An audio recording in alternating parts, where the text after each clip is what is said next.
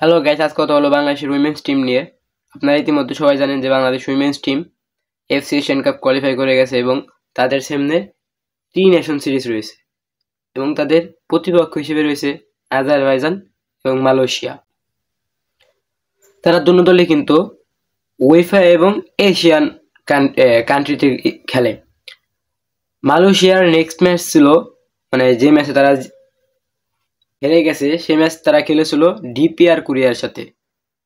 তারা সবসময় একটি কঠিন কঠিন প্রতিপক্ষের সাথে খেলে অভ্যস্ত। তো বাংলাদেশের জন্য এটা ভালো একটি ম্যাচ হতে যাচ্ছে নিজেদের প্রমাণ করার জন্য, এবং 2026 এশিয়ান কাপকে লক্ষ্য করে বাংলাদেশের কাছে একটা ভালো গুরুত্বপূর্ণ ম্যাচ রয়েছে দুটি। তো এই ম্যাচের স্কোরটা কিন্তু বাংলাদেশের স্কোরটা সেটা পিটার বাটলার কিন্তু দিয়ে দিয়েছে। পিটার বাটলার কিন্তু তাদের এই এফসি এশিয়ান কাপ 2026কে লক্ষ্য করে কাজ শুরু করে দিয়েছে।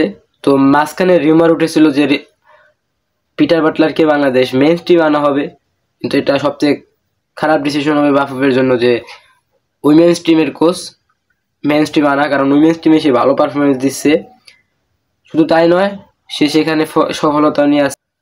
তো বাংলাদেশের প্রতিপক্ষ যারা, যেমন আজারবাইজান এবং মালয়েশিয়া, তাদের রিসেন্ট ম্যাচগুলো যদি দেখি, আজারবাইজান কিন্তু লাস্ট 2 ম্যাচে দুটি কি জিতে গেছে। আজারবাইজান কিন্তু ম্যাচ জিতেছে কাজাকিস্তান উইমেন্স টিমের সঙ্গে। লাস্ট দুটি ফিফা ইন্টারন্যাশনাল ম্যাচ তারা জিতে গেছে।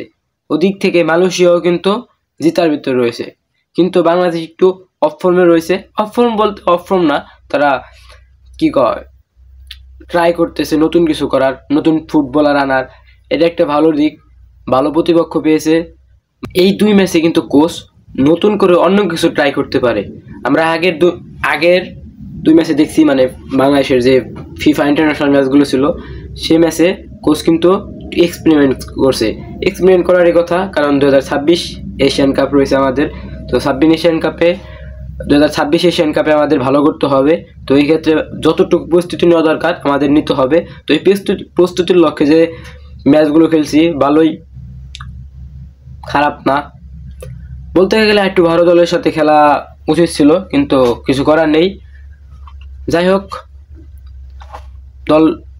আজারবাইজান দল এবং মালয়েশিয়া দল কিন্তু এতটাও খারাপ না, তারা ভালো খেলে এবং তারা কিন্তু উয়েফা এবং আসিয়ানের ভিতরে খেলে। তো তারা সবসময় শক্ত প্রতিপক্ষের সাথে খেলে। কিন্তু চিন্তার বিষয় হচ্ছে বাংলাদেশ উইমেন্স টিমের অফ ফর্ম।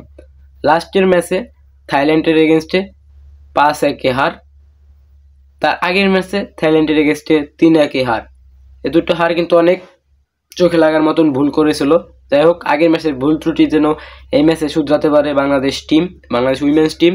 তো ম্যাচটি শুরু হবে 26 তারিখ বিকাল 6টায়।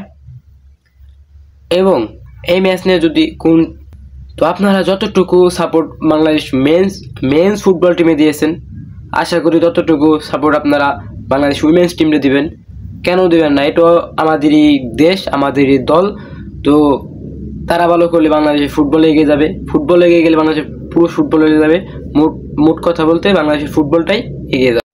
বাংলাদেশ উইমেন্স টিমটা কিন্তু একটু আনলাকি, তারা যে পরিমাণ তারা পারফরমেন্স করে, সেই পরিমাণ তারা হাইপ পায় না। তো আশা করি এই ম্যাচে আপনারা সবাই মাঠে যাবেন, মাঠে না গেলেও ভালো একটা রেসপন্স দিবেন এবং পুরো সাপোর্ট করবেন বাংলাদেশ উইমেন্স টিমকে।